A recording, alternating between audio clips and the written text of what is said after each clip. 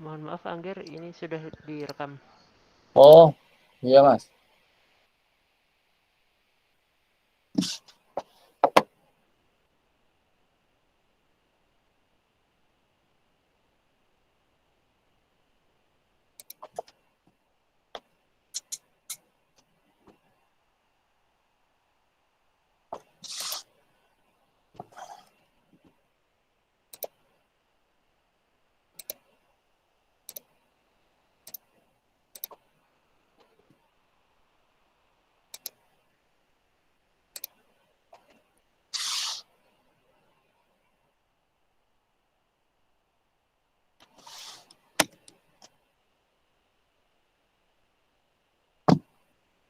Slide-nya muncul di layar. Muncul Pak. Sudah Pak. Muncul Pak. Gerak nggak?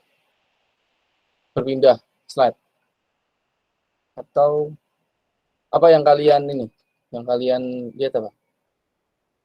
Kalau di tempat saya belum muncul, Pak. Oh, belum muncul. Pengelompokan gulma Pak. Pengelompokan gulma Pak. Pengelompokan gulma, Pak.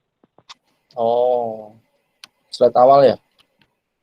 Iya Pak. Iya Pak. Iya Pak. Nggak berubah sama sekali berarti ya? Belum berubah.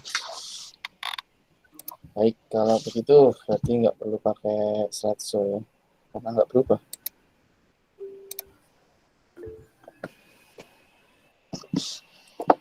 Masih ada yang belum bergabung? Berapa sih? Tantan C 27 ya? Jumlah siswanya.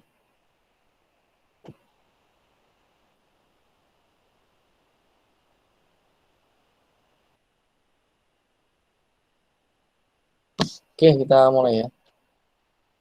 Selamat siang. Assalamualaikum warahmatullahi wabarakatuh. Salam sejahtera untuk kita semua.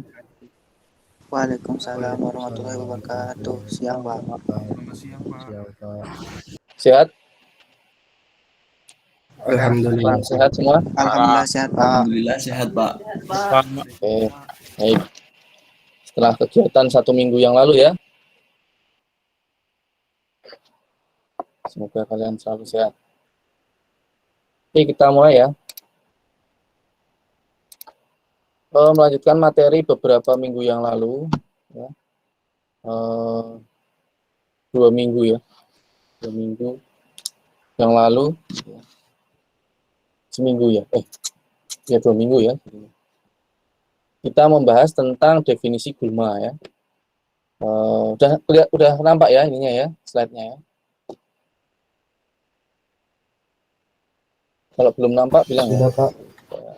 Sudah nampak. Sudah.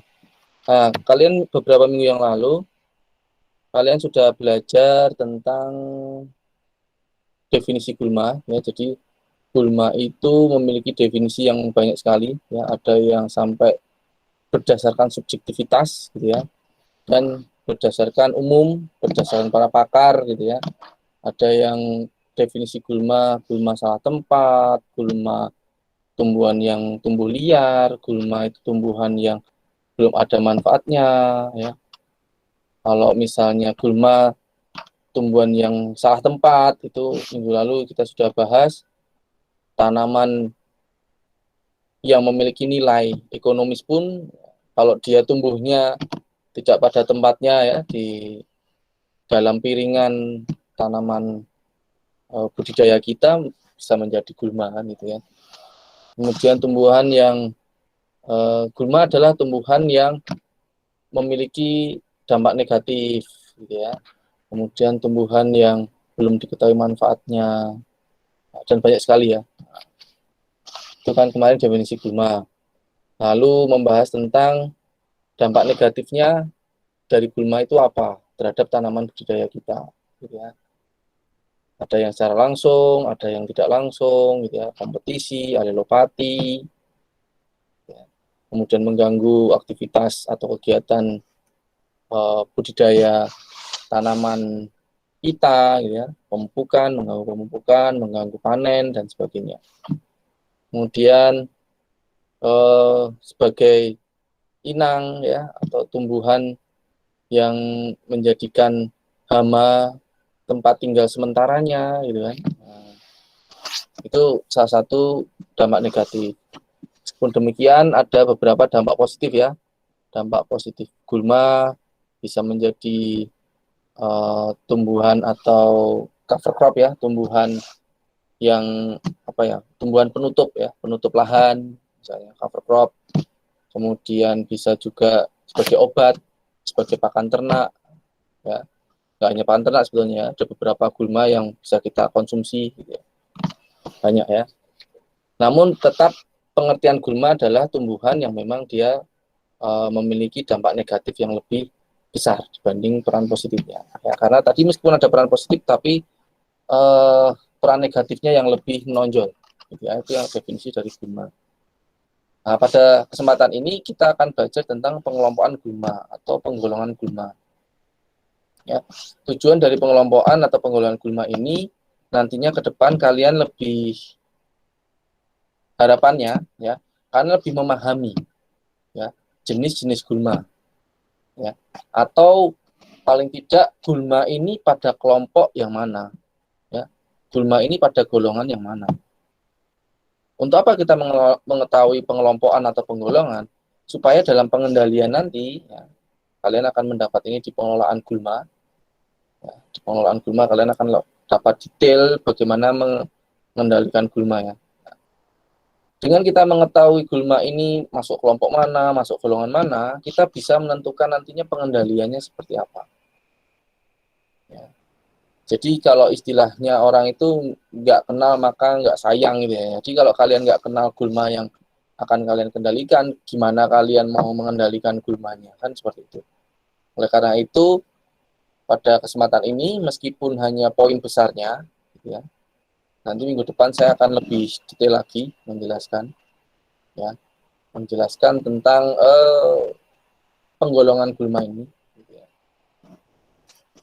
Jadi pada hari ini kalian nanti akan saya sampaikan ada 5 pengelompokan gulma, penggolongan gulma, pengelompokan atau penggolongan gulma, di mana nanti itu akan membuat pengendalian gulma itu akan lebih mudah karena berdasarkan kelompok. Kalau misalnya secara umum gitu ya, ini gulma apa, nyemprotnya atau pengendaliannya seperti apa, itu kalian pasti akan bingung ya. Kadang salah juga gitu ya. Kalian mengendalikan tapi nggak efektif, kadang nggak efisien. Tapi dengan kalian tahu kelompoknya, golongannya, kalian gulma yang ini dikendalikan secara ini. Gulma yang golongan ini pengendaliannya metodenya seperti ini, gitu ya. Oke. Karena ini nanti di pengelolaan gulma akan biasanya kalau ketemu saya akan saya sampaikan kembali ya. Oke, jadi itu tujuan kita mempelajari pengelompokan gulma. Ya, ada 5 ya, sifat morfologi, daur hidup, habitat, tipe pertumbuhan dan struktur batang. Meskipun demikian biasanya hanya 1, 2, 3. Ya, 1, 2, 3 itu yang biasa digunakan oleh bisa dikatakan praktisi gitu ya, atau petani lah. Tapi petani pun jarang ada yang mengetahui gitu ya. Oleh karena itu kalian harus nantinya mengedukasi ke petani. Oke, yang pertama adalah pengelompokan gulma berdasarkan sifat morfologi. Jadi kurang besar ya.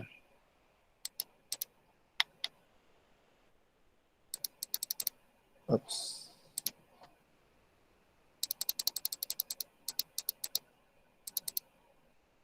Nah, nih.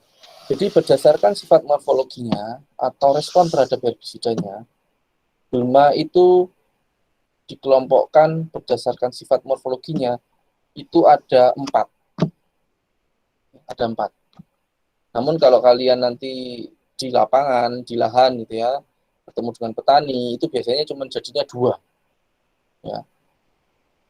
Gitu ya. Tapi ada juga yang mengelompoknya 3. 3. Nanti akan saya jelaskan mengapa 3, mengapa 2, mengapa 4. Jadi secara teori memang 4. Ya. Yang pertama yaitu gulma berdasarkan familinya, yaitu famili Graminae, itu gulma rumputan. Jadi kalau misalnya kita mengelompokkan gulma berdasarkan morfologinya, itu yang pertama grasses ya, atau rumputan, ini pengertiannya adalah gulma yang masuk dalam famili Graminae atau Poaceae. Meskipun tulisannya Gramineae, tapi bacanya Graminea ya. Nah, hanya gulma dalam famili Graminea atau Poaceae ini yang termasuk gulma rumputan. Ya. Gitu ya. Jadi pengelompokan gulma itu kita batasi berdasarkan familinya. Famili Graminea itu adalah gulma rumputan. Graminea itu yang baru ya. Dulu itu Poaceae ya, Poaceae. Tapi sekarang kelihatannya Graminea. Oleh karena itu sama ya, Graminea dan Poaceae itu sama. Sama-sama artinya dia famili untuk rumputan. Nah ini, Graces rumputan. Ya. Kalau tanaman budidaya yang masuk dalam famili Graminea itu tebu, jagung, itu termasuk famili Graminea. Ya. Jadi tebu atau jagung kalau misalnya tumbuh dalam piringan sawit, dalam piringan kopi, gitu ya. Nah itu bisa dikategorikan gulma rumputan. Ya, tadi ya, tumbuhan yang salah tempat, meskipun dia menguntungkan gitu ya. Tebu kan bisa menghasilkan gula, kemudian jagung bisa menghasilkan tongkol jagung untuk pakan maupun pangan gitu ya.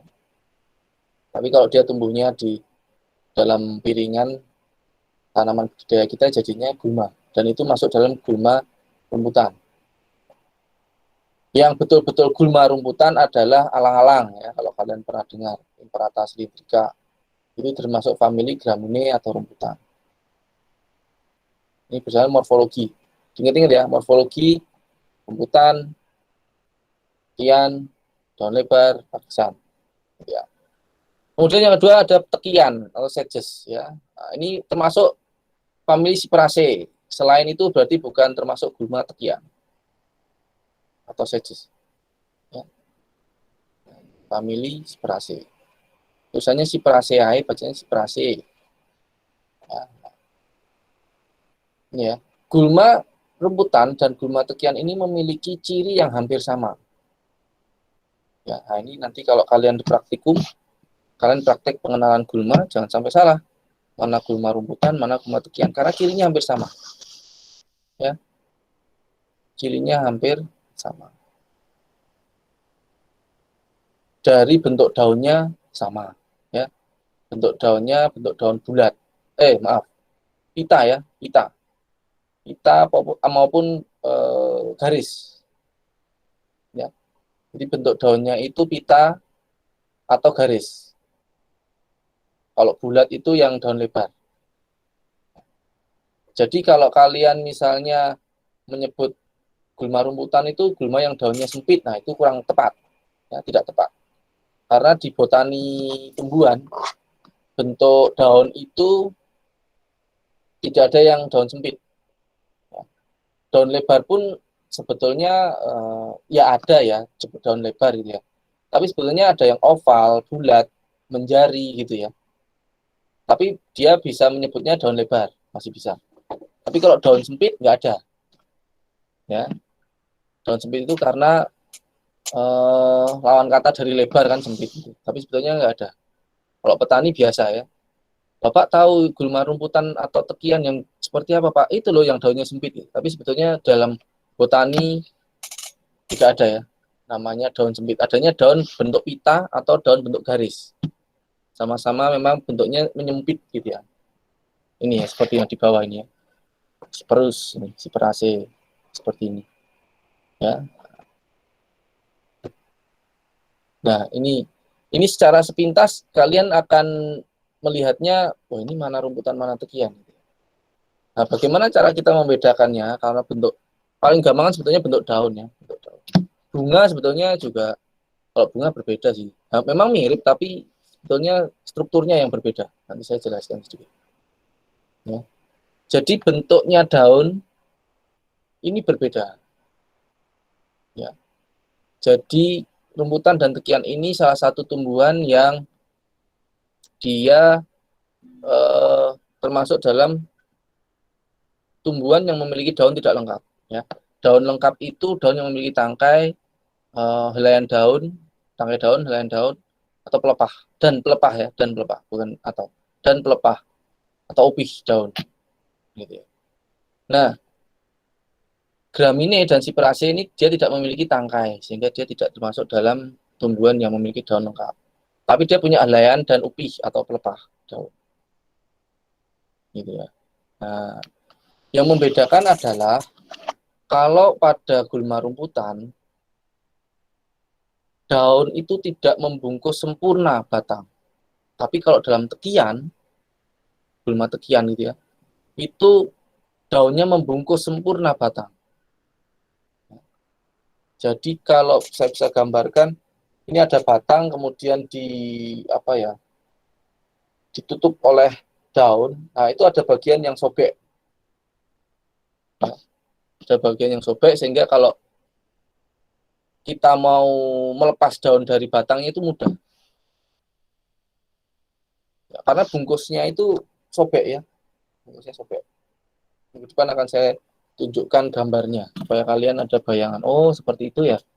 Yang daun pada Gramine gitu ya, rumputan. Jangan Cyperaceae itu dia membungkus sempurna, sehingga kalau kita mau lepas daunnya itu tidak mudah ya, susah ya. Karena tidak ada sobekannya itu. Kalau orang Jawa bilangnya kalau rumputan itu seperti orang pakai jarik. Kalau kalian tahu jarik, tahu ya kain yang digunakan untuk bawah gitu ya. Nah, itu kan dia saling menutup gini. Nah, gulma rumputan, daunnya itu juga seperti itu. Ya, membungkusnya itu tapi ada yang sobek gitu. Jadi bisa dibuka. Jadi kita lepas. Kalau yang tekian itu daunnya membungkus, kalau seperti orang pakai sarung. Nah, kalau pakai sarung itu kan kita tidak bisa ya dengan mudah melepas gitu ya. Kan susah. Ya. Nah, ini yang membedakan. Tapi secara detail. Kalau secara visual, secara cepat bagaimana Pak? Gitu. Nah, itu kalian lihat kedudukan daunnya. Kalau Gramine itu biasanya kedudukan daunnya itu bersilang atau berselang-seling lah, zigzag gitu. Kanan kiri, atas bawah gitu ya. Ya ini bawah atas, bawah lagi atasnya bukan atas ya, jadi kanan kiri ya. Kanan kiri tapi nggak sejajar ya, berselang-seling ya. Sedangkan kalau tekian ini dia mengumpul jadi satu di pangkal misalnya. Atau mengumpul jadi satu di ujung batang. Jadi tidak berselang-seling ya, tidak berselang-seling. Tidak kanan kiri gitu ya. Dia ngumpul jadi satu di pangkal atau di atas di ujung batang. Gitu. Itu paling mudah, itu paling cepat lah kalau kita mau membedakan. Jadi kalau kalian nanti praktikum pengenalan gulma, oh ini gulma rumputan, ini gulma tekian. Itu bisa dilihat dari susunan atau kedudukan daunnya. Ya. Kalau selang-seling berarti oh ini rumputan. Tapi kalau berjejal gitu ya, berjejal mengumpul di bawah di pangkal batang itu berarti itu tekian. Gitu. Kalau lebih dekat lagi, kalian lihat struktur daunnya. Kalau dia membungkus batang itu ada sobekan itu, berarti dia rumputan. Tapi kalau membungkus tidak ada sobekan, berarti dia tekian. Gitu ya. Karena beberapa gulma juga kadang terlihatnya itu antara tekian dan rumputan ini sekilas sama ya, sekilas sama. Jadi membedakannya memang agak ya sedikit susah. Tapi kalau berdasarkan kedudukan daun, susunan daun, paling tidak lebih mudah lah, lebih cepat. Gitu ya. Nah, kemudian yang ketiga yaitu broadleaf ya atau daun lebar. Ini broadleaf. Nah, ini tidak termasuk famili Gramine maupun Cyperaceae. Jadi gulma daun lebar ini memang definisinya lebih luas. Banyak sekali ya daun lebar ini. Karena definisinya memang membatasi bukan merupakan famili Gramine dan bukan termasuk famili Cyperaceae. Itu termasuk broadleaf. Nah, ini hubungannya dengan yang bawah ya, pakisan. Pakisan itu sebetulnya bisa dimasukkan ke kategori broadleaf atau daun lebar. Mengapa? Karena memang dia tidak termasuk dalam famili Cyperaceae atau Gramine. Ya. Nah, itu ya. Nah, cirinya kalau daun lebar adalah tadi yang saya sampaikan, daunnya lebar. Daun lebar itu macam-macam ya, bentuk oval, bentuk bulat, bentuk menjari gitu ya. Ya. Nah itu cirinya seperti itu paling mudah. Ya. Kalau rumputan tekian dia tidak memiliki kayu ya, batangnya tidak berkayu, tidak bercabang gitu ya. Tapi kalau broadleaf, daun lebar biasanya dia berkayu, bercabang. Titik tumbuhnya terlihat. Kalau grasses dan sedges biasanya titik tumbuhnya tidak terlihat. Ya, kemudian susunan bunganya juga broadleaf lebih apa ya, bunga-bunga yang dia setiap cabangnya ada bunganya. Tapi kalau grasses dan sedges karena dia nggak ada cabang, jadi bunganya biasanya mengumpul di ujung batang. Hanya kalau bunga sedges itu biasanya dia bunganya seperti bercabang-cabang ya. Jadi ada tangkai bunga, tangkai lagi cabang bunga. Itu tekian. Kalau grasses nggak seperti itu. Ya, nah ini perbedaannya lebih detail lagi. Nah, ini ya, ini beberapa ciri-cirinya. Kalau fern, pakisan jelas bukan keluarga dari famili Gramineae dan Spiraceae. Daunnya juga masuk dalam kategori gulma daun lebar, meskipun dia ada famili sendiri ya, tapi itu di luar Gramineae dan Spiraceae. Fern ini biasanya juga memiliki ciri khas. Ya, dia tumbuh di lahan yang memiliki bahan organik yang tinggi. Ciri khasnya ya. Jadi kalau misalnya ada gulma tumbuh di lahan-lahan gambut, nah itu biasanya itu fern, pakisan banyak. Ya, kalau lahan-lahan yang tanaman belum menghasilkan TBM, itu biasanya banyak gulma yang grasses atau sedges. Tapi kalau tanaman yang sudah produksi ya TM gitu, tanaman menghasilkan, biasanya yang paling banyak adalah gulma-gulma daun lebar. Nah, ini terkait dengan kalau kalian belajar dengan fisiologi ya, fisiologi atau dasar agronomi. Ya. Tanaman dengan tipe fotosintesis jalur C3, ya kan? Tanaman dengan atau tumbuhan dengan jalur fotosintesis C4. Gitu ya. Kalian tahu karakteristik C3, tanaman C3 ya, atau tumbuhan C3, kalian tahu karakteristik tumbuhan C4. Nah, ini kita adopsi juga ya. Kalau kita tidak membahas tanaman, tapi kita bahas gulma. Grasses dan sedges termasuk tumbuhan dalam jalur C4. Sedangkan broadleaf termasuk dalam tumbuhan yang memiliki jalur fotosintesisnya C3. Oleh karena itu, lahan-lahan terbuka gitu ya, atau lahan-lahan yang TBM belum menghasilkan, biasanya yang banyak adalah grasses dan sedges. Karena tumbuhan tipe C4 itu membutuhkan cahaya matahari yang banyak. Sedangkan tumbuhan tipe C3 tidak perlu membutuhkan cahaya matahari yang penuh. Dia sudah bisa tumbuh dengan optimal. Ya, oleh karena itu, untuk lahan-lahan yang tanamannya sudah, kanopinya sudah lebar, gitu ya, itu di bawahnya nanti akan banyak tumbuh broadleaf atau gulma daun lebar. Ya, nah itu bisa dipastikan, ya, bisa dipastikan. Oleh karena itu, mungkin beberapa waktu yang lalu ada yang bertanya, gimana kita mengendalikan gulma tanpa harus merusak, gitu ya. Ya, asal kita tahu, kita kenali sifat-sifat dia tumbuhnya atau apa ya, faktor dia tumbuhnya itu apa. Contoh seperti tadi ya, rumputan, gulma rumputan itu dia akan tumbuh bagus di lahan-lahan terbuka. Berarti bagaimana caranya supaya gulma rumputan tidak tumbuh? Ya kita rubah lingkungannya. Dengan apa? Nah, mungkin kita bisa menggunakan jarak tanam, bisa menggunakan penanaman cover crop, ya, seperti itu. Ya. Sedangkan yang broadleaf daun lebar, dia kan tipe jalurnya C3 ya, tidak membutuhkan cahaya matahari yang penuh, sehingga kalau misalnya di lahan-lahan ada gulma daun lebar, ya kita buat kondisi lingkungannya itu supaya dia tidak tumbuh. Seperti apa? Misalnya atur jarak tanam, ya. Kemudian kalian melakukan pemangkasan atau pruning sehingga ada cahaya matahari yang sampai ke bawah tajuk, ya, karena cahaya mataharinya banyak, biasanya pertumbuhan gulma daun lebar itu lebih lambat.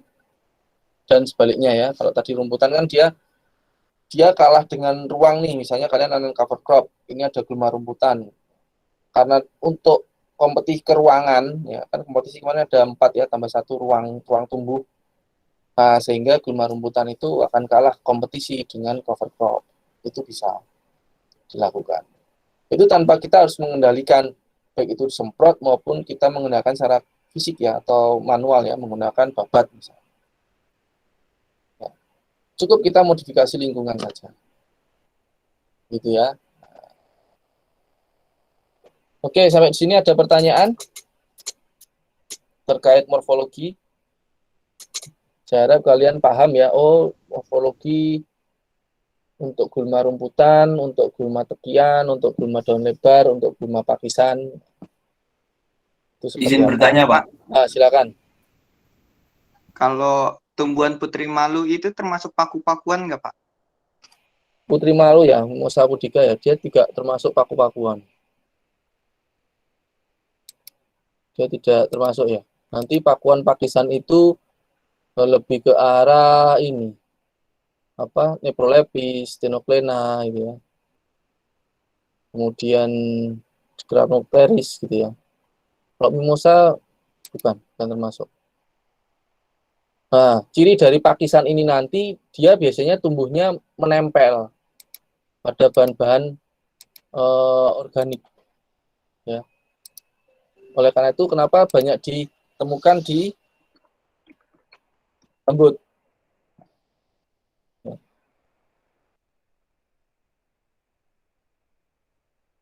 Nah, seperti itu ya. Tapi kalau putri malu, kelihatan bukan termasuk ya. Kelihatan bukan, dia pokoknya punya polong-polongan apa ya. Masuk polong-polongan ya, famili polong-polongan. Baik, Pak. Terima kasih, Pak. Ya.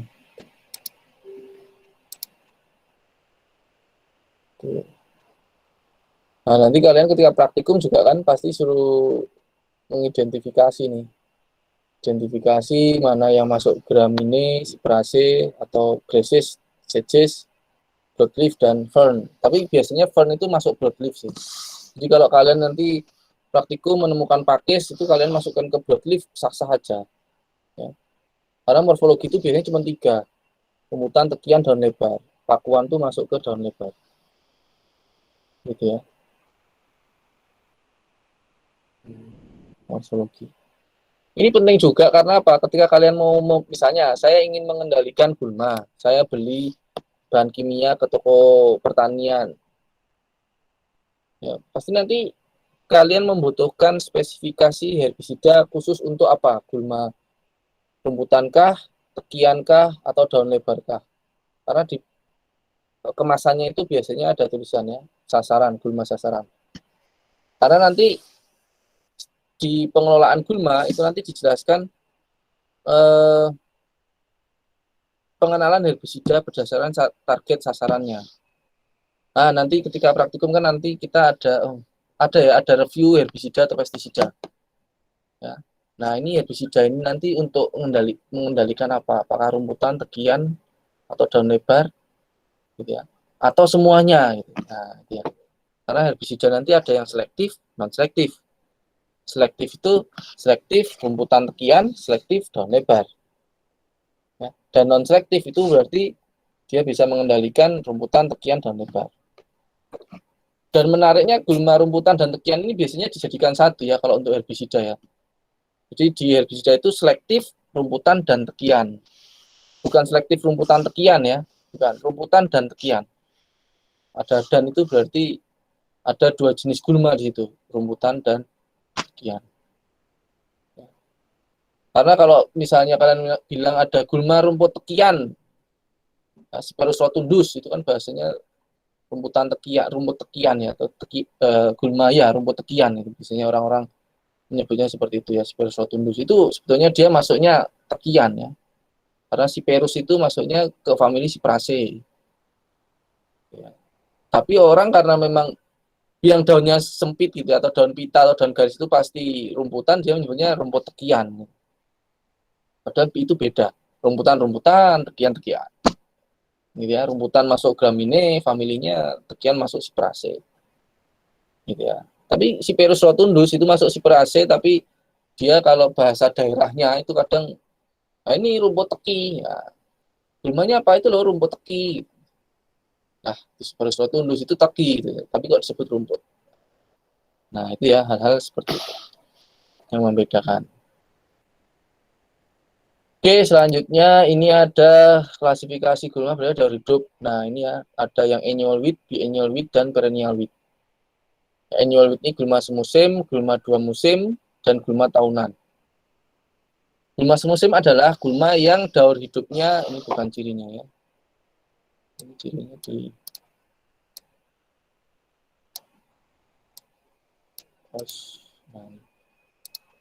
Annual wheat adalah gulma yang memiliki umur kurang dari 1 tahun atau bahkan dia lebih kurang lagi ya, seperti Ageratum conisoides ini hanya umurnya 3 bulan. Ya. Nah, ini termasuk gulma-gulma semusim. Nah, sedangkan biennial itu lebih dari 1 tahun tapi kurang dari 2 tahun. Sedangkan perennial itu gulma yang hidupnya lebih dari 2 tahun. Tapi untuk di keseharian biasanya cuma 2 ya, semusim atau tahunan. Untuk membedakan herbisida juga cuma 2 ya, semusim atau tahunan. Yang 2 musim itu dimasukkan ke tahunan. Ya. Pertanyaannya, mengapa dia hanya kurang dari 1 tahun hidupnya? Kenapa ini lebih dari 1 tahun hidupnya? Yaitu masuk ke ciri-ciri. Ya, ciri-ciri gulma semusim dia hanya memiliki organ perbanyakan generatif, yaitu biji. Bunga, buah, biji, menyebar, berkembang biak. Kalau yang tahunan itu tidak hanya biji, dia memiliki organ vegetatif. Organ vegetatif itu bisa rhizome, stolon, runner, tuber. Ya. Nah, itu bisa. Ya, nah, gulma semusim ini biasanya juga dicirikan dengan dia akan berbunga ketika musim kemarau. Jadi kalau musim-musim kemarau seperti saat ini, ada gulma yang berbunga, itu berarti gulma semusim. Lebih mengarah ke sana. Gitu ya. Karena memang karena daur hidupnya yang hanya kurang dari 1 tahun, ini menyebabkan gulma-gulma semusim, itu biasanya pada musim kemarau itu dia mengalami pembentukan fase generatif. Ya. Jadi fase generatif dia membentuk bunga, buah, kemudian dia berbiji, bijinya berpencar itu, memencar atau menyebar, terus dia tumbuh individu baru. Ya, jadi seperti manusia ketika usia kita tidak lama gitu ya, kita harus memiliki keturunan, kita ngasih warisan dan sebagainya. Gulma juga seperti itu.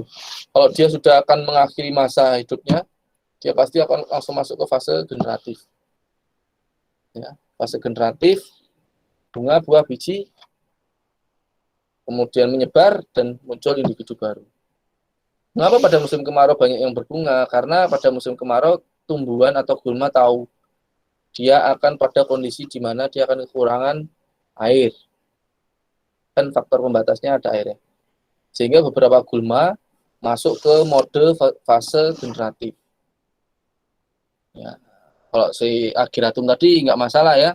Musim hujan pun karena dia memang siklusnya 3 bulan, jadi tidak akan dipermasalahkan dengan mau musim hujan atau musim kering. Tapi musim kering pun Ageratum itu tidak akan tumbuh secara cepat.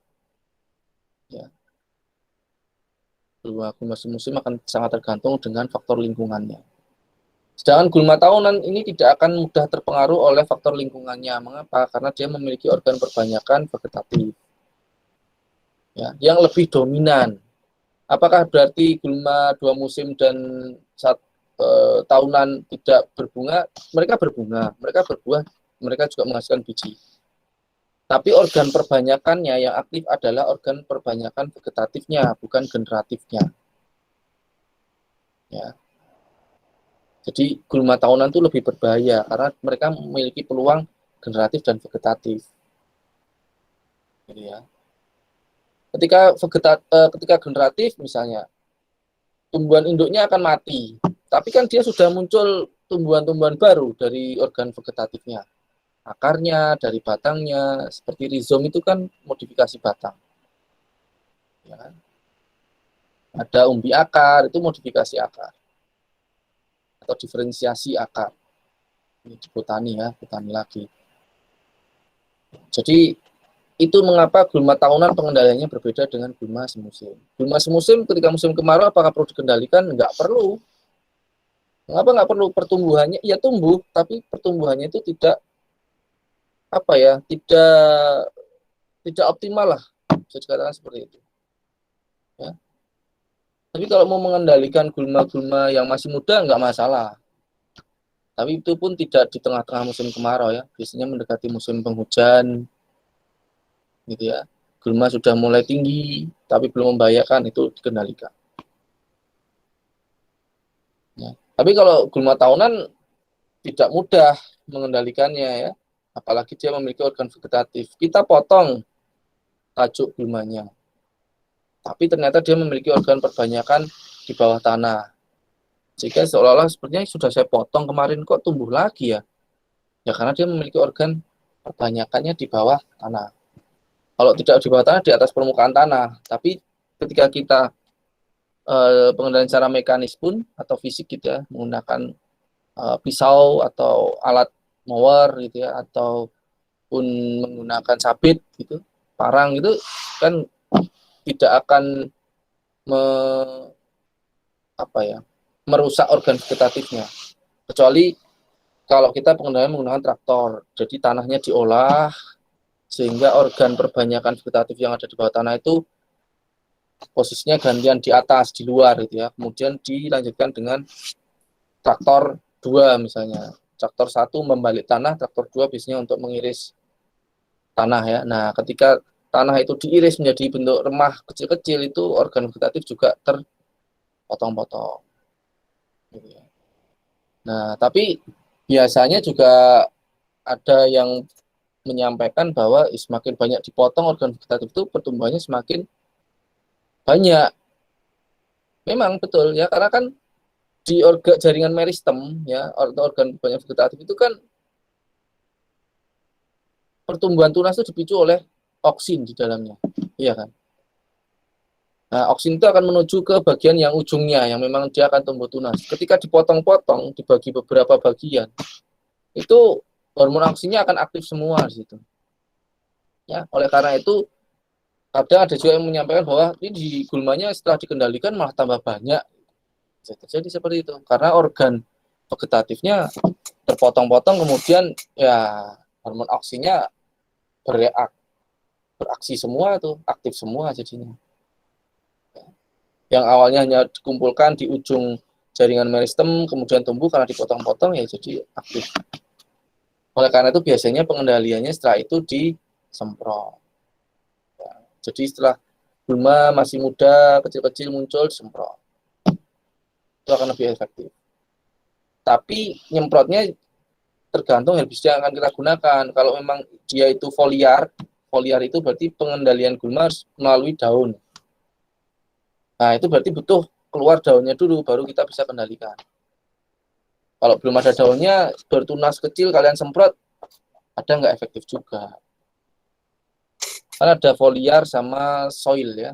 Foliar itu melalui daun, soil itu kita semprot tanahnya. Ya, itu nanti ada post-emergence sama pre-emergence. Atau pratanam. Kalau pre-emergence itu gulmanya belum tumbuh, kalau post-emergence gulmanya udah tumbuh. Kalau pratanam berarti tanamannya belum ditanam. Ya, gulmanya biasanya juga belum muncul. Ya. Nah, ini nanti hubungannya dengan apa? Pengendalian juga. Ya, kalau semusim kita hanya memerlukan babat aja cukup sebelum musim kemarau kan gitu. Atau kalau herbisida ya herbisida yang biasa, asam kuat misalnya. Nanti jatuhnya herbisida kontak. Tapi kalau misalnya gulma tahunan, kita harus menggunakan herbisida apa nih? Babat berkali-kali nggak bisa nih. Harus dongkel. Makanya ada istilah dongkel anak kayu gitu kan. Atau traktor. Supaya organ vegetatif yang di bawah tanah terangkat. Kalau tidak menggunakan herbisida apa? Sistemik. Yang dia harus masuk ke dalam jaringan tubuh gulma. Ya. Tapi juga harus dipastikan dulu. organ masuknya itu lewat organ daun kan. Nah, itu harus ada dulu. Nah, seperti itu ya. Nah, ini. Nah, untuk mengetahui secara cepat biasanya perbedaan antara gulma semusim ya annual weed dengan perennial maupun biennial ini adalah ketika kita cabut gitu ya. Ketika gulma-gulma semusim itu ketika kita cabut akan mudah ya. Mudah itu artinya sekalian akarnya tercabut. Tapi kalau gulma-gulma tahunan, biennial ini ya, ketika ditarik mungkin putus gitu ya. Kenapa? Karena ada organ vegetatif di bawah tanah. Atau kalau organ vegetatif di atas tanah seperti stolon ya kita tarik satu, loh kok nggak bisa lepas nih karena ada stolonnya itu ya, atau sulur gitu ya. Tapi lebih tepat stolon sih. Kalau sulur itu dia hanya untuk memanjat ya. Tapi ini dia bisa muncul tunas baru gitu kan, atau individu baru. Nah itu jadi nanti bentuk gulmanya anyaman kan, ditarik ini kok yang lain juga terikut ketarik gitu. Tapi ternyata mereka merambat bentuk anyaman. Nah itu gulma-gulma tahunan. Ya, jadi membedakan itu kalau dicabut seakarnya dapat berarti itu semusim. Kalau cabut putus masih ada yang tertinggal di dalam tanah misalnya atau tertinggal berarti itu gulma-gulma tahunan. Ya. Nah, sedangkan yang menarik adalah di sini ada dua musim. Dua musim ini awalnya gulma ini tumbuh menggunakan organ vegetatifnya, tapi ada batasnya sehingga tahun kedua mereka atau gulma biennial ini tumbuhnya menggunakan generatifnya, organ perbanyakan generatifnya. Tapi kalau yang perennial, wah ini selamanya menggunakan vegetatif. Ya, meskipun dia juga melalui siklus generatifnya, ya, bunga, buah, biji. Gitu. Oke, yang dari hidup ada pertanyaan? Berarti izin bertanya Pak. Ya silakan. Berarti di dalam pengendalian gulma itu lebih efektif yang disiram daripada dibakar gitu ya Pak ya? Siram daripada dibakar. Iya. Di dalam pengendalian gulmanya itu Pak, untuk membuka lahan gitu Pak, untuk seperti gitu. Jadi kalau menurut saya memang lebih baik disiram itu maksudnya semprot ya maksudnya ya, siram herbisida kan? Iya Pak, disemprot. Iya. Memang lebih apa ya? Kalau efektif ya bisa dikatakan efektif disemprot. Ya. Efisien sebetulnya tidak. Kalau kamu bandingkan dengan membakar ya, karena membakar itu menurut saya tidak efektif, tapi efisien. Ya, hanya satu aja kalian butuh api yang kecil itu bisa kemana-mana. Ya, tapi kalau efektif memang lebih efektif untuk penyemprotan. Mengapa? Karena kita betul-betul tahu bahwa yang kita berikan, herbisida yang kita berikan itu memang akan membunuh gulma itu. Kalau membakar itu kan sebetulnya secara fisik ya, hanya merusak ya, dan itu kan kalau konteksnya membakar untuk pembukaan lahan itu lebih random, dalam artian tidak ada pengaturan. Padahal kalau kalian mau membakar itu bisa saja kalian membakar tapi ada aturan, bukan ada aturan ya, diatur. Jadi kalau di luar negeri itu, kalau kalian pernah lihat alat las gitu ya, gulma itu disemprot api, bukan dibakar kemudian ditinggal. Betul-betul gulma itu disemprot api, satu-satu semprot api. Kalau di Indonesia kan persiapan lahannya dibakar, kemudian kita lihat dari jauh gitu ya, wah ini kebakar semua rata.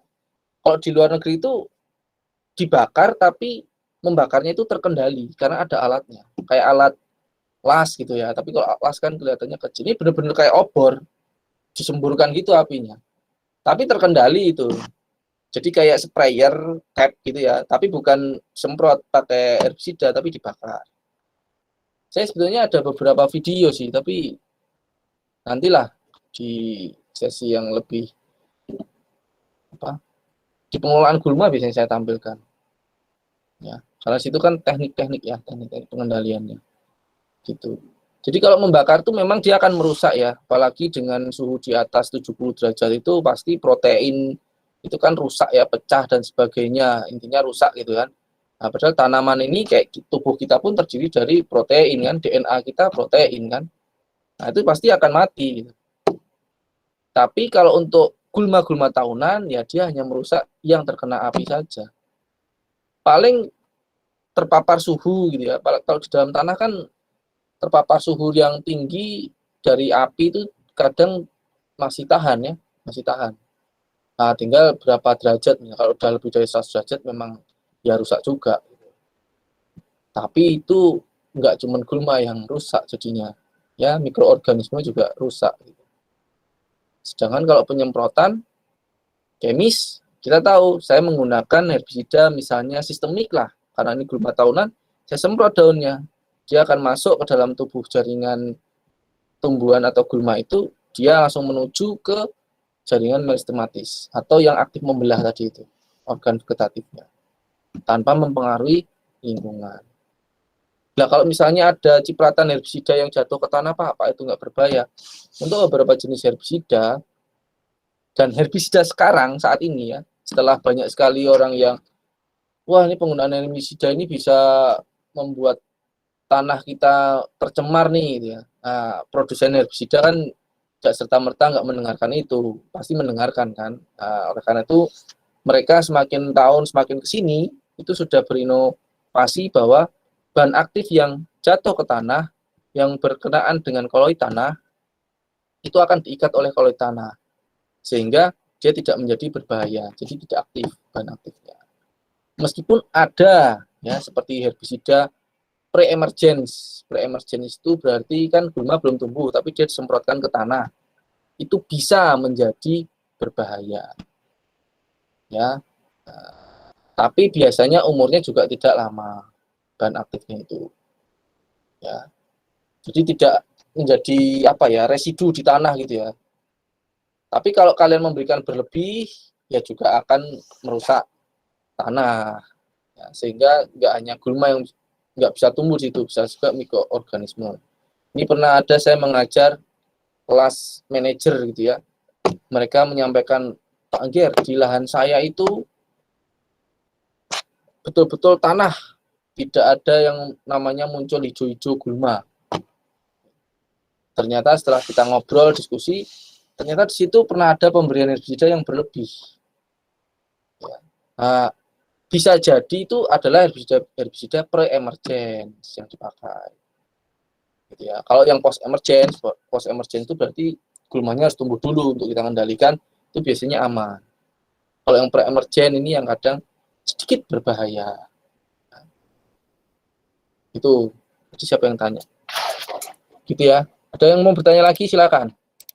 Mau tanya pengendalian biasa, ya. Karena ada gini, kakak angkatan kalian pun kalau yang sudah di perusahaan, misalnya ada yang sesuatu yang susah, misalnya, bukan susah sebetulnya ya.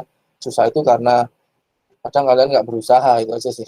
Itu kadang menanyakan, Pak, ini cara mengendalikan gulma seperti apa? Pernah ada yang menanya, Pak, ini kok gulmanya susah dikendaliin ya Pak ya, padahal udah pakai yang herbisida selektif, herbisida sistemik non selektif. Jadi non selektif itu semua gulma mudah atau gampang dikendalikan atau terkendali lah ya. Nah, tapi ternyata itu kenali herbisida, kenali gulmanya apa, baru nanti kenali herbisidanya yang cocok. Ya, seperti itu sebetulnya. Karena kalau kita tahu gulmanya apa itu nggak hanya bagaimana cara kita mengendalikan, kapan kita mengendalikan juga kita jadi tahu. Ya, seperti semusim itu nggak perlu serta-merta setahun berapa kali pengendalian gulma. Saya 4 kali, semprot semua. Nah, karena ada musim kemarau 6 bulan misal. Meskipun sekarang kadang 5 bulan, kadang 3 bulan. Di situ kan dimana gulma itu nggak harus kita kendalikan dengan herbisida kadang. Ya. Ataupun kalau mau herbisida yang misalnya kontak saja. Misalnya. Jadi seperti itu ya, pilihan. Tidak serta-merta harus itu. Kalian nanti yang memberi rekomendasi ke perusahaan seperti apa. Kalau kalian ada yang nanti, biasanya saya ngobrol kayak gini di pengelolaan gulma ya, tapi nggak masalah lah. Nanti saya ulang-ulang itu akan lebih bagus ya. Itu biasanya kalau ada yang mengajukan pengendalian gulma, ini musim kemarau ada yang ngajuin pengendalian gulma. Kalau misalnya musim kemaraunya mau habis nggak masalah ya, kan mau persiapan pemupukan. Pengendalian gulma itu urutannya sebelum pemupukan. Jadi kalau kalian mupuk dulu setelah itu pengendalian gulma, nggak usah lihat SOP perusahaan. Secara logika aja nggak masuk tuh, ya kan? Gimana caranya kalian mau makan tapi piringnya masih kotor kan? Caranya kayak gitu ya. Logikanya sederhananya seperti itu. Jadi kalau kalian ingin makan, tanaman kalian tuh mau makan, ya bersihin dulu dong piringannya, gitu kan? Bersihin dulu dong piringnya. pengendalian gulma itu urutannya seperti itu ya. Nah, nanti biasanya pengelolaan gulma juga saya akan menyampaikan hal yang seperti itu juga. Ya, itu nggak usah lihat menurut SOP-nya, nggak perlu SOP itu ya sebetulnya. SOP itu dibuat karena kebutuhan tanamannya gitu ya.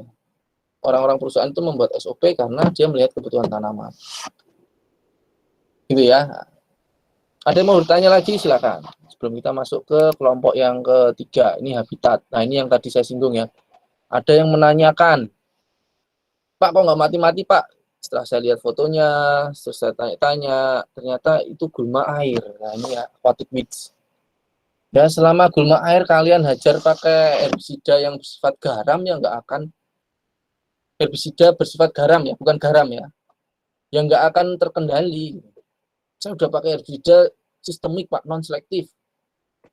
Ya, tapi kalau herbisidanya itu garam, garam itu artinya larut dengan air ya, mudah larut dengan air. Ya nggak akan mati. Gitu. Atau kalau nggak kalian campur dengan ajuvannya, nggak akan efektif. Gitu ya. Nah, nanti akan saya jelaskan ciri-cirinya. Jadi ini berdasarkan habitat ada 3, yaitu terrestrial weeds, aquatic weeds, dan aerial weeds. Aerial weeds. Terrestrial weeds itu adalah gulma darat. Nah, ini gampang ditemui. Gulma-gulma ini tidak tahan genangan. Dia lebih tumbuh cepat di lahan-lahan yang paling tidak kering lah. Jadi gulma tahunan yang memiliki rizom, ya, umbi. Nah, itu biasanya dia gulma-gulma darat. Karena nggak mungkin kan organ perbanyakannya terendam air. Contohnya Axonopus, Ageratum, Cyperus rotundus. Ya, nah, Cyperus rotundus nih tepian nih. Dia pakai stolon Cyperus rotundus. Bukan deh. Dia pakai rizom. Ya. Limpang nih Cyperus rotundus nih. Ya, nah, ini gulma-gulma darat, ciri-cirinya ya. Sedangkan gulma air, ciri-cirinya dia akan tumbuh dengan mudah di lingkungan-lingkungan yang basah, gitu ya. Lingkungan-lingkungan yang tergenang air secara periodik ya, bukan tergenang air secara permanen ya. Kalau secara permanen juga ada sih, seperti eceng gondok itu sudah jadi gulma itu. Ya, eceng gondok kan tumbuhnya dia di danau gitu, waduk gitu ya, embung gitu kan. Nah, itu bisa jadi gulma, tapi gulma bagi ini ya, perairan ya. Memang secara tidak langsung nanti pengaruhnya ke tanaman. Karena jadi volume airnya jadi sedikit kan, karena banyaknya eceng gondok. Yang jadi masalah bukan eceng gondoknya sebetulnya ya. Eceng gondoknya menyerap air biasa ya. Jadi masalah ketika mereka tua mati, dia mengendap itu jadi endapan. Ketika endapan dia mengurangi volume waduknya seperti itu. Ya. Itu kenapa eceng gondok menjadi gulma air. Nah, gulma-gulma air ini atau aquatic weed ini memiliki karakteristik yang menarik ya, atau unik. Kenapa? Daunnya, kita lihat daunnya, itu biasanya dia berlapis lilin. Oleh karena itu kalau kalian lihat mesti mengkilap. Ini mengkilap nih. Kalau enggak, biasanya dia berbulu halus. Berbulu tipis, berbulu halus. Ya, salah satu cara adaptasi tumbuhan ya di lingkungan yang basah, sering tergenang, air, atau lowland, dataran rendah, pasang surut. Itu dengan modifikasi organnya. Salah satunya membentuk lapisan lilin, membentuk bulu-bulu halus. Nah, itu kalau kalian semprot dengan herbisida biasa yang tadi yang saya sampaikan, yang memiliki karakteristik garam gitu ya, larut dengan air, itu akan susah. Kalian menggunakan alat semprot yang biasa, tangki itu, kadang nggak pas juga. Ya bagaimana kita bisa mengendalikan gulma yang berlapis lilin gitu ya, dengan herbisida yang bersifat garam. Kan gitu. Bagaimana kita bisa mengendalikan herbisida itu yang menggunakan sprayer yang volume semprotnya besar misalnya. Padahal ada bulu halus di situ. Bagaimana dia bisa melewati itu? Jadi jadinya nyangkut itu droplet semprotannya. Beda kalau kalian pangkas pakai parang itu beda lagi. Ya. Nah, ini cirinya ya. Sehingga tadi perlu mengganti herbisida yang memiliki formulasi bukan garam, tapi minyak. Karena lapisan lilin itu juga dari lipid ya, dari lipid tanaman, dia bersifat minyak. Minyak juga dia bisa paling tidak dia bisa melarutkan larutan atau lapisan lilinnya pada daun itu, sehingga bahan aktif itu bisa masuk ke dalam tubuh gulma. Ya. Nah, yang aerial weed ini adalah gulma-gulma yang dia hidupnya menumpang. Ini ada 3 ya, yaitu gulma epifit, gulma hemiparasit, gulma hiperparasit. Gitu ya. Gulma epifit itu dia menumpang tapi tidak merugikan. Dalam artian dia tidak mengambil makanan dari tanaman itu, tidak mengambil sumber-sumber untuk membuat atau tidak mengambil sumber-sumber untuk fotosintesis ya, atau membuat bahan makanan si tanaman gitu ya. Itu epifit. Jadi dia butuhnya menumpang saja, tapi dia bisa merugikan jika kita panen, kemudian hasil panen kita jatuh, kemudian tertutupi oleh gulma-gulma epifit. Nah, itu jadi gulma epifit itu merugikan secara tidak langsung, ya kan? Karena misalnya kita panen TBS kelapa sawit, kemudian brondolannya itu tersangkut di gulma epifit ini kan sering tumbuhnya di batang-batang sawit ada ya, yang pakisan atau pakuan itu, sehingga punya potensi buah dari sawit itu tersangkut di situ dan itu tidak terkutip. Nah, itu bisa merugikan. Jadi merugikannya tidak dalam artian kompetisi ya, merugikannya tidak langsung. Karena untuk pakuan sendiri kadang masih digunakan beberapa perkebunan untuk cover crop, ya, mencegah evaporasi yang berlebihan. Ya. Sedangkan yang hemiparasit dia mengambil bahan makanan atau sumber bahan makanan seperti air, hara yang diserap tanaman dia ambil. Hemiparasit, yang hiperparasit itu nggak ngambil bahan makanannya, dia mengambil makanannya langsung hasil fotosintesis. Nah, yang hiperparasit ini dia memang tidak bisa berfotosintesis sendiri. Karena itu dia mengambil makanan jadi dari tanaman yang dia tumpangi. Yang hemiparasit dia masih bisa berfotosintesis. Sehingga dia hanya mengambil bahan makanannya saja, airnya saja misalnya. Melalui jaringan silemnya, ya, kemudian dia gunakan untuk dia berfotosintesis. Nah, contoh misalnya benalu itu hemiparasit, tali putri itu hiperparasit. Ya, kalau yang menumpang epifit tadi ya pakis-pakisan, pakuan.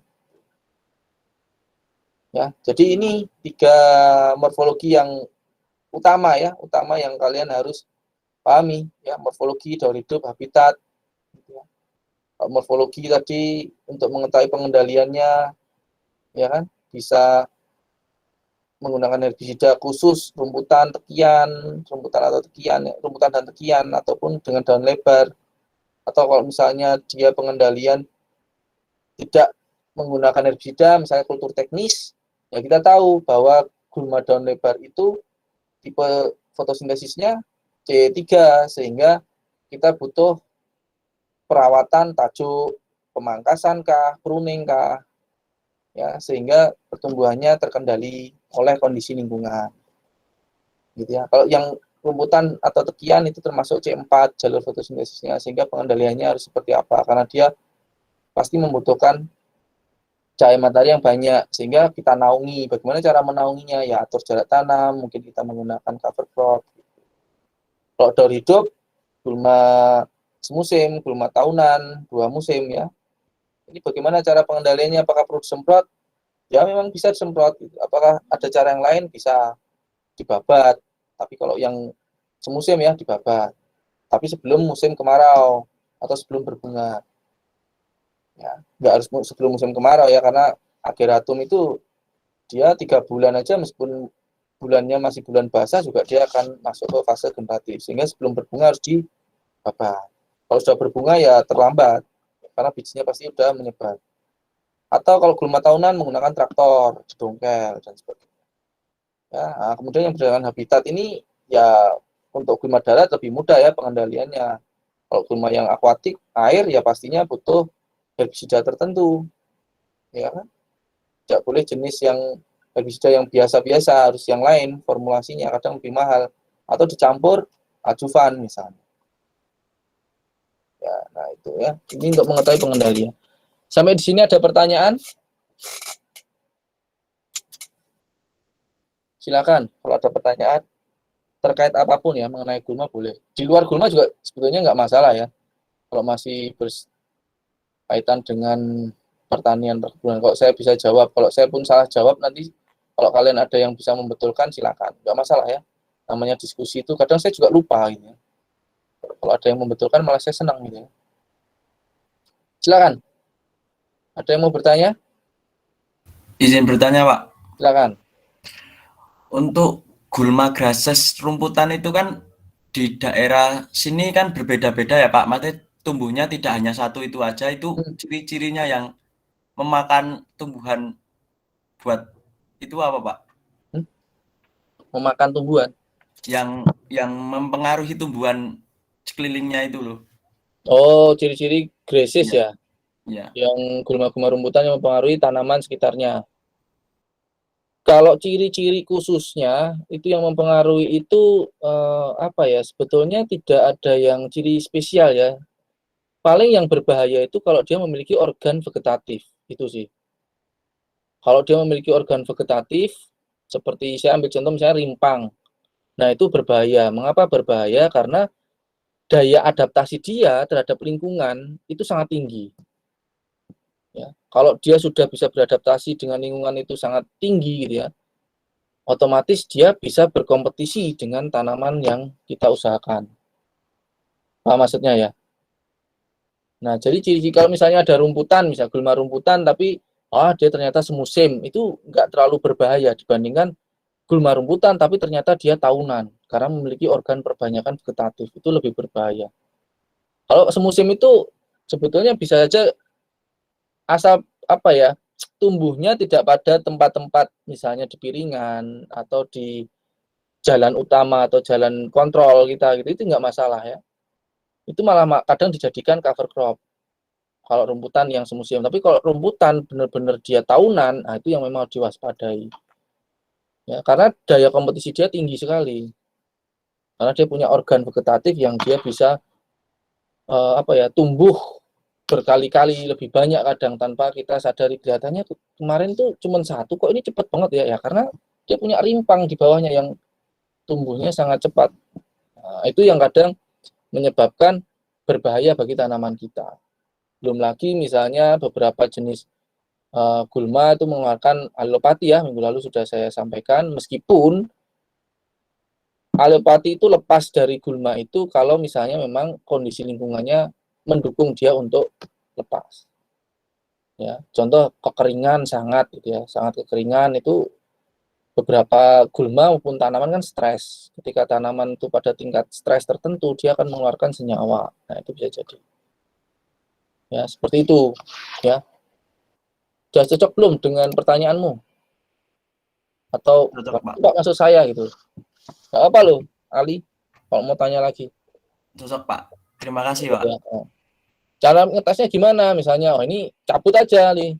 Cabut kalau misalnya dia tercabut seakar-akarnya, ini semusim nih, ini enggak kalau misalnya dalam urutan pengendalian, ini mungkin urutan ke-5 lah, atau ke-3 lah, gitu ya. Ini enggak usah saya kendalikan dulu. Tapi kalau cabut kemudian putus, ada yang tertinggal, ini berarti jadi termasuk golongan penting ini, penting harus dikendalikan seperti itu. Kalau di perkebunan pun kan, saya pernah membaca menurut Nasution gitu ya, dia menggolongkan gulma itu ada 5. Golongan A, B, C, D, E. Ya, yang A ini sangat berbahaya. Dalam artian berbahaya itu pertumbuhannya sangat cepat, ya, adaptasinya tinggi, kemudian bijinya banyak, kecil-kecil. Ya. Nah, ini sangat berbahaya. Punya organ vegetatif, misalnya. Tadi sudah saya sebutkan ya. Nah, ini salah satu di dalamnya adalah Imperatas indica. Ya, alang-alang. Itu gulma masuk golongan A. Kalau daun lebar itu yang masuk adalah Promolena, Micania micrantha. Itu. Karena apa? Dia nanti memanjat, menjalar. Itu. Nanti ada di 4-5 itu. Ya. Sedangkan yang kelompok E ini apa? E itu adalah gulma yang memang dia masih bisa memiliki manfaat. Seperti misalnya kayak Neprolepis, kita bisa gunakan untuk cover crop. Gitu ya. Jadi secara damage-nya, bahayanya, kerusakannya itu tidak besar. Ya. Nah, itu bisa kita pertahankan. Ya. Nah, misalnya kalau ada Paspalum conjugatum atau Axonopus, itu kan termasuk golongan rumputan yang kayaknya nggak terlalu berbahaya deh. Ya udah, nggak masalah, meskipun dia menjalar. Nah, seperti itu. Ya. Gitu Ali ya. Ada pertanyaan lagi yang lain? Silakan loh. Baik Pak, terima kasih Pak. Ada lagi yang lain? Kita masuk ke 4. Ya. Cara tumbuh dan struktur batang. Oke, nanti kalau ada pertanyaan ya silakan. Ini berdasarkan cara tumbuh nih ya, ada yang tumbuh tegak, kemudian ada yang creeping, menjalar, dan ada yang memanjat. Nah, memanjat ini yang berbahaya. Berbahayanya apa? Kalau dia sudah masuk ke dalam piringan, dia kemudian masuk ke piringan, kemudian dia sudah sampai ke tanaman pokok, dia pasti akan merambat, memanjat si tanaman pokok itu sehingga tertutup. Nah, ini contoh yang pernah saya lihat sendiri adalah Mucuna bracteata, di mana Mucuna bracteata itu salah satu LCC yang dibanggakan oleh perkebunan ya. Di samping pertumbuhannya cepat, gitu kan, dia juga tanaman leguminose, gitu kan. Tapi ternyata pada posisi tertentu, ketika dia sudah sampai ke piringan, dekat dengan atau bersentuhan dengan tanaman pokok kita, tanaman yang kita budidayakan, dia bisa nantinya memanjat sehingga menutupi tajuk dari tanaman yang kita budidayakan, sehingga nggak nampak tuh tanaman budidaya kita. Nah, ini biasanya pada tanaman-tanaman baru transplanting ya, umur 1 tahun, 2 tahun. Oh, menjalar, pasti menjalar hanya di bawah ya. Paspalum conjugatum, Axonopus compressus, itu nggak masalah. Ya, meskipun menjalar ini bisa jadi dia tahunan ya, tapi dia tidak termasuk yang berbahaya sekali gitu ya. Nah, seperti itu. Ya, yang climbing nih, Clidemia hirta, ini bahaya nih. Yang tumbuh tegak, erek ini ya juga sebetulnya tidak berbahaya, tapi biasanya ini dalam bentuk semak. Ya. Nah, ini yang jadi masalah kalau dia berbentuk semak, spot itu dia biasanya tipe gulma yang mudah menguasai ruang tumbuh. Nah, ini juga berbahaya bagi tanamannya. Tapi ya dilihat, seperti Borrelia itu ya dia tegak tapi ya bitusnya kecil juga nggak masalah. Belum jadi masalah. Tapi kalau misalnya seperti Chromolena tegak ya jadi masalah itu karena dia semak dan cenderung menguasai ruang tumbuh.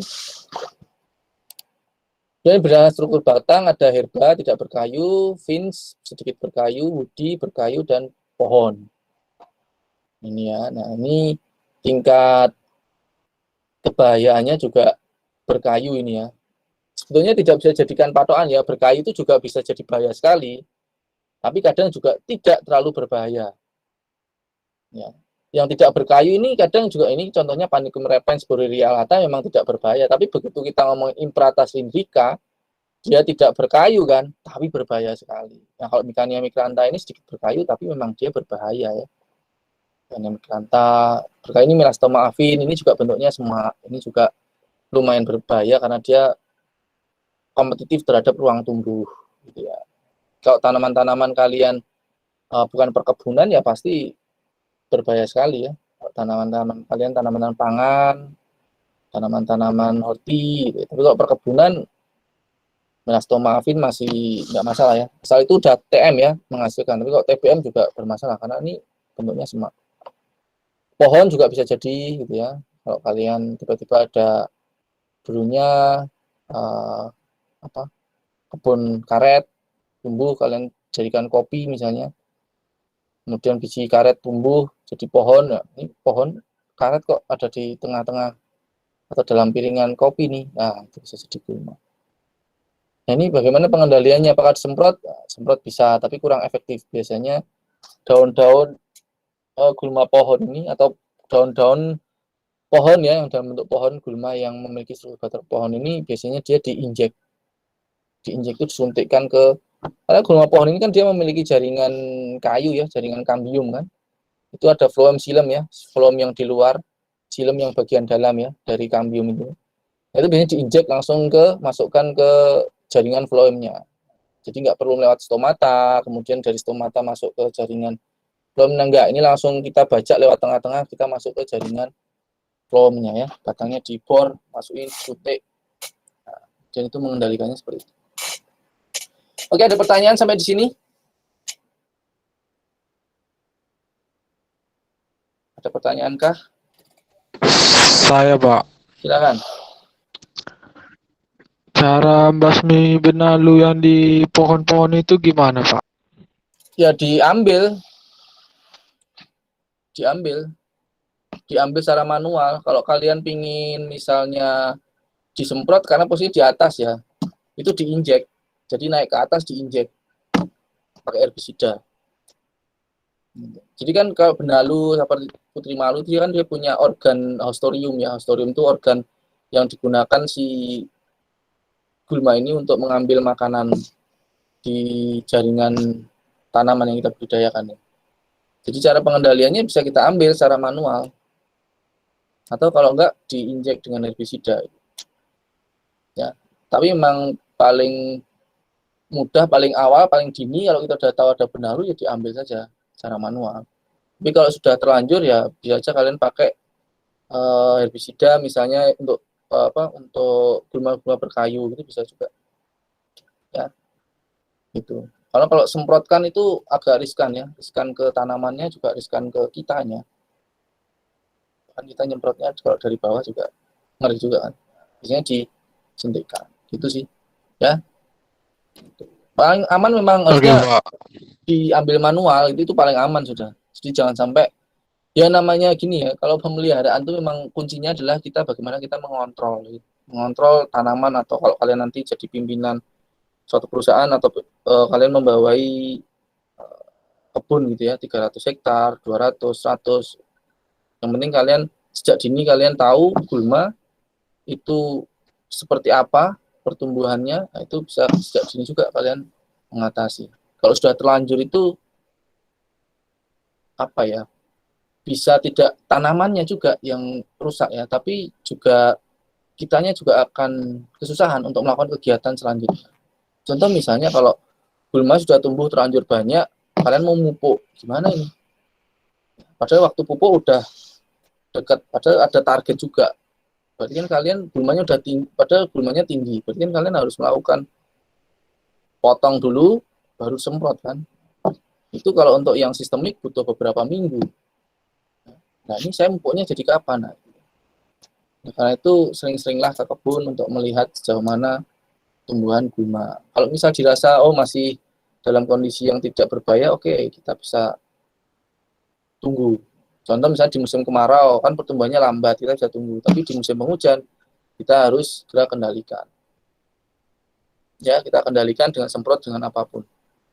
Nah, jadi kadang kontradiksinya kata Pak Angger ngendaliin gulma musim hujan. Padahal kalau kita nyemprot herbisida kena air hilang tuh nggak efektif. Nah itu nanti kita bahas di pengelolaan gulma. Ya, memang tantangannya itu gulma memang tumbuh banyak ketika musim hujan. Ya, makanya biasanya penyemprotan itu sebelum pemupukan ya, awal musim penghujan dan sebelum pupuk kedua ya, akhir musim penghujan. Itu biasanya, itu yang pokok itu, yang inti itu. Kalian baca buku seri budidaya apapun ya itu pengendalian gulma biasanya sebelum pupuk, awal dan akhir musim penghujan. Nanti jadi pertanyaannya kenapa pupuk pada awal dan akhir musim penghujan? Nah itu kalian tanya ke dosen pemupukan ya, dosen tanah itu, atau fisiologi gitu. Dan biasanya di tengah-tengah peaknya hujan itu kita kadang melakukan pengendalian gulma. Apakah itu efektif? Ya sebetulnya efektif juga, cuman apakah itu efisien dalam artian pemborosan biaya? Nah itu bisa kita hitung kembali. Ya sesuai dengan gulma apa sih yang tumbuh di situ yang banyak. Kalau musim kemarau biasanya jarang. Tapi kalau ada pun yang saya pernah di perusahaan berapa kali, setahun 3 kali atau 4 kali. Terus ada juga yang 3 kali, tapi satunya musim kemarau gitu. Kalau musim hujan tidak efektif nyemprotnya. Ya benar sih nggak efektif nyemprotnya. Tapi pada musim hujan itulah gulma itu tumbuhnya sangat cepat. Kalau kita tidak kendalikan ya bahaya. Minimal tidak semprot lah, minimal kalian babat. Seperti itu.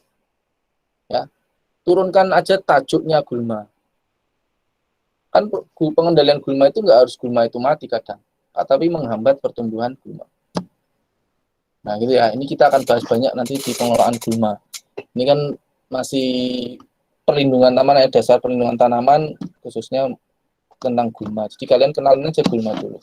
Soal mengendalikan kita bahas nanti. Ya, ada pertanyaan lain? Tapi nggak apa-apa kalau mau tanya-tanya sekarang nggak apa-apa. Silakan. Ada yang mau ditanyakan?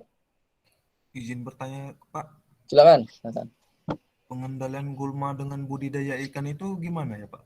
Seperti banyak Budidaya. orang yang pada tanaman padi gitu, Pak. Pengendalian gulma. Itu pengendalian gulma secara biologi. Bisa saja, Jonathan. Jadi memang pengendalian secara biologi, pengendalian gulma secara biologi itu, kalau gulma darat yang menggunakan ternak.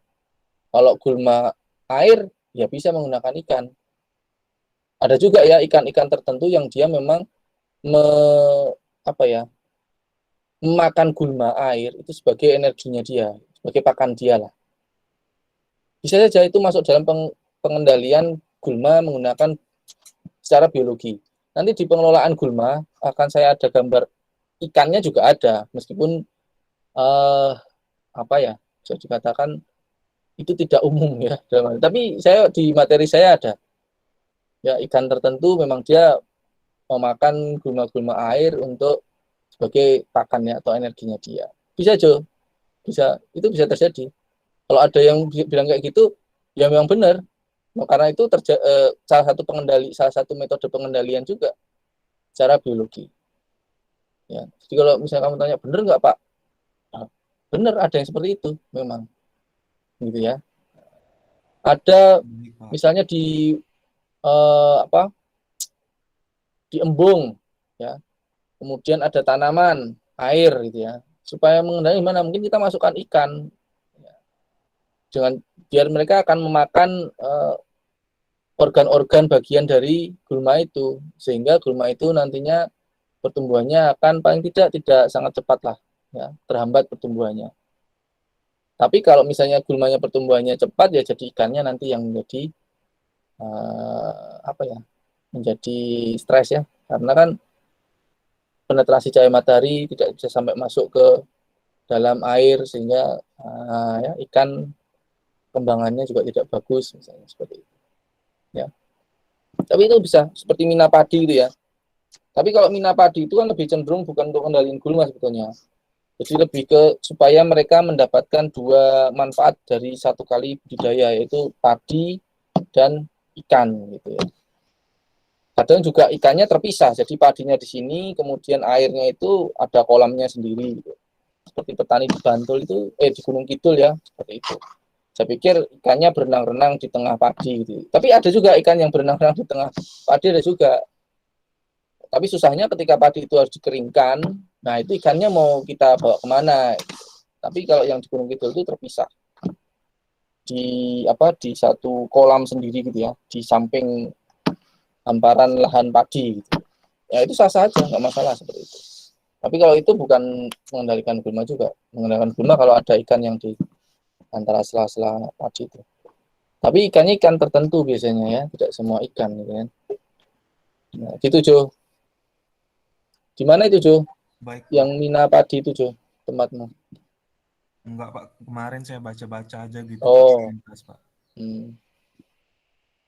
Saya pikir ada bentuknya. Kalau ingin lihat bentuknya mina padi ada di Klaten itu ada, tapi saya nggak tahu kalau yang di Klaten. Kalau yang di Gunung Kidul saya lihat sendiri soalnya. Tapi mina padinya ya memang ada kolam ikannya, ada padinya. Sebelahan. Gitu. Oke, ada yang lain?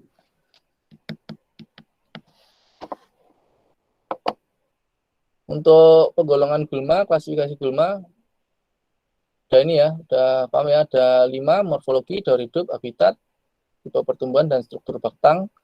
Morfologi itu ada remutan, tekian, daun lebar, dan pakisan. Daur hidup itu ada annual, atau semusim, 2 musim, dan tahunan, lebih dari 2 tahun. Habitat itu ada darat, air, dan menumpang.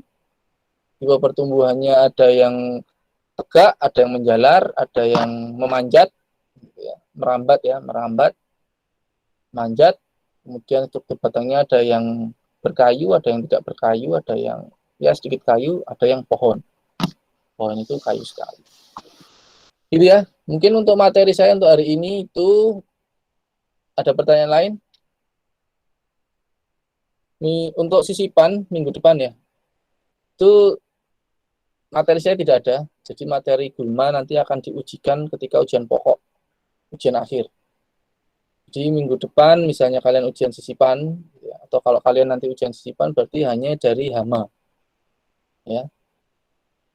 Gitu ya. Gulma nanti akan jadi satu dengan penyakit di ujian akhir. Gitu ya. Oke. Saya mau ditanyain lagi ujiannya mungkin? Nggak ada?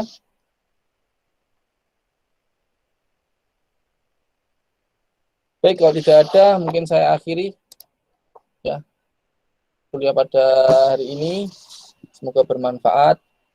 Ya, kalau jaga kesehatan. Terima kasih atas perhatiannya.